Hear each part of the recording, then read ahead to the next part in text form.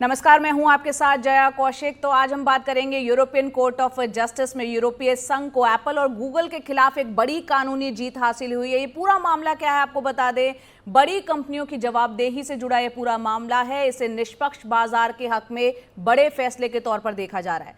Luxembourg के European court of justice ने अपना ये फैसला किया है और इसमें कहा गया है कि एप्पल को आयरलैंड में अनुचित लाभ मिला था, जिससे दूसरी कंपनियों का नुकसान हुआ था। अब एप्पल को बतौर टैक्स 13 अरब यूरो चुकाने होंगे। उधर गूगल पर भी 2.4 अरब यूरो का जुर्माना लगा है। ऐसा इसलिए क्योंकि गूगल ने अपने सर्च इंजन पर अपने उत्पादों को तरजीह दी, जो कि प्रतिस्पर्धा या कंपटीशन के खिलाफ है। तो इस फैसले का दुनिया भर में और भारत में क्या असर पड़ सकता है, इस पर चर्चा के लिए हमारे साथ खास मेहमान है विराग गुप्ता, जो कि साइबर लॉ एक्सपर्ट है। बहुत बहुत शुक्रिया विराग जी हमसे जुड़ने के लिए। यहाँ सबसे पहले आपसे जानना चाहते हैं, एप्पल और गूगल के खिलाफ यूरोप में जो 2 नए जजमेंट आए हैं वो क्या हैं और भारत में उनका क्या प्रभाव पड़ेगा?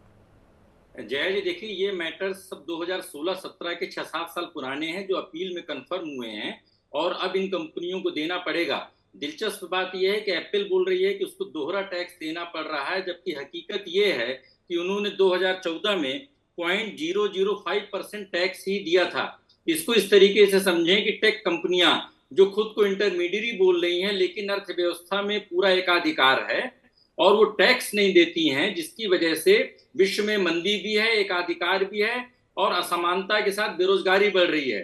तो भारत में इसके बहुत प्रभाव पड़ेंगे, क्योंकि 2-3 मसले चल रहे हैं, टैक्सेशन का, एंटी ट्रस्ट का और मेटा के खिलाफ मैटर्स चल रहे हैं, बच्चों की सुरक्षा का, डेटा की सुरक्षा का और विज्ञापन का। इन सारे मामलों में यूरोप और अमेरिका में जो जजमेंट आएंगे, भारत में अगर उस पर अमल होगा तो भारत की अर्थव्यवस्था समृद्ध और आत्मनिर्भर बनेगी। जी विराग जी, यहाँ अमेरिका, यूरोपीय यूनियन, ऑस्ट्रेलिया, दूसरे अन्य देशों में गूगल के खिलाफ किस तरीके के कानूनी मामले पूरे चल रहे हैं, उसको भी थोड़ा सा बताएं।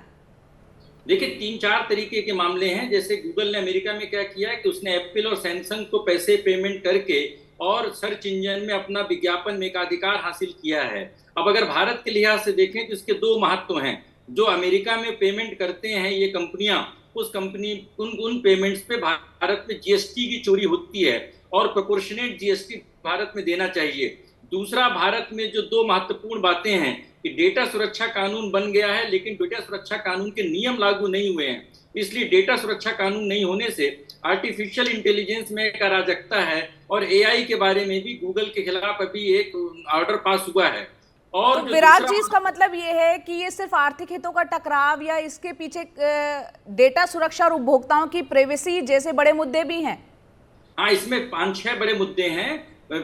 हमारी सुरक्षा, हमारी मीडिया की जो इंडिपेंडेंस है, इलेक्शन प्रोसेस में जो गलत इंफॉर्मेशन का प्रवाह हो रहा है वो है, बच्चों की सुरक्षा है, अर्थव्यवस्था की सुरक्षा है और टैक्स की आमदनी है। तो सारे तरीके के मुद्दे जुड़े हैं। और जया जी, दिलचस्प बात यह है कि इन सारे मुद्दों पर 2012 में दिल्ली हाई कोर्ट में के.एन. गोविंदाचार्य ने मैटर उठाए थे, जिसमें कि 2014 में जजमेंट पास हुआ था और उसमें जो ऑर्डर हुए थे उन ऑर्डर्स को यूरोप और अमेरिका में कंफर्म किया जा रहा है। और भारत दुनिया का सबसे बड़ा टेक बाजार है और हमें उम्मीद है कि भारत में जल्दी जो डिजिटल कंपटीशन बिल है वो लागू होगा। हाँ। और डेटा सुरक्षा से संबंधित जो नियम उनको लागू किया जाए। जी विराट जी, संक्षेप में ये भी बताएं कि भारत में टेक कंपनियों के एकाधिकार को रोकने के लिए और खत्म करने के लिए क्या कुछ कदम और उठाए जाने चाहिए? देखिए, बड़े छोटे-छोटे 2 कदम उठाने चाहिए। जैसे गूगल है तो गूगल की पेरेंट कंपनी मेटा है, तो मेटा की जितनी भी भारत में कंपनियां हैं, सब्सिडरी कंपनियां